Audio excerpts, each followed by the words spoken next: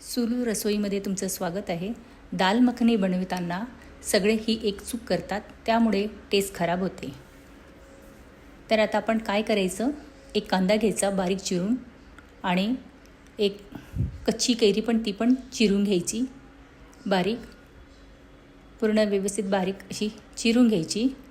आणि नंतर आपण डाळ घेतली, ते काळी डाळ असते ती घेतली मी 1 वाटी, भिजत ठेवली 4 तास आणि आता भिजलेली आहे। आता कुकरला 2 शिट्ट्या मारून आपण शिजवून घ्यायची। ही डाळ आपली शिजलेली आहे, पूर्णपणे शिजवायची नाही।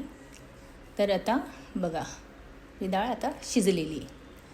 आता आपण एक कढई घेतली, त्यामध्ये 1 चमचा तेल टाकलं, जिरं टाकलं आणि मोहरी टाकली आणि थोडं हिंग टाकलं आणि लसणाच्या 4-5 पाकळ्या टाकल्या आणि 1 मिरची टाकली आणि कढीपत्ता टाकला। आता याला छान तेलामध्ये होऊ द्यायचं। आपले लसूणही लाल होऊ द्यायचे, त्यामुळे सुगंध अजून चांगला येतो।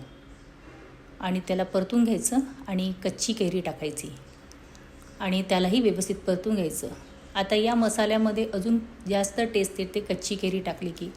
आता कांदा वरून टाकायचा, त्यालाही व्यवस्थित परतून घ्यायचं। आता हे मसाले जे आपण टाकलेले आहे ते सगळे तेलात होऊ द्यायचे आणि नंतर थोडं कोथिंबीर घालायचं। कोथिंबीर एक स्वाद येते कोथिंबीरने, म्हणून घालायचं। स्वादानुसार मीठ घालायचं आणि 1 चमचा हळद, 2 चमचे तिखट आणि मीठ घालायचं आणि आपला मी घरी बनवलेला मसाला तोही घातलेला आहे। आता व्यवस्थित मस्त एकत्र करून घ्यायचं। व्यवस्थित एकत्र केल्यानंतर आपण आता डाळ टाकायची त्याच्यामध्ये आणि डाळाला पण हलवायचं आणि आता पाणी घातलेले आहे आणि आता आपण त्याला 5 मिनिटं असं शिजू द्यायचं। बघा किती छान शिजलेली आहे। तुम्ही माझ्या चॅनलला लाईक आणि सबस्क्राईब करा। शिजल्यानंतर त्यामध्ये क्रीम घालायची, क्रीम घातल्यानंतर त्यामध्ये कोथिंबीर घालायची आणि आपली आता दाल मखनी तयार झालेली आहे।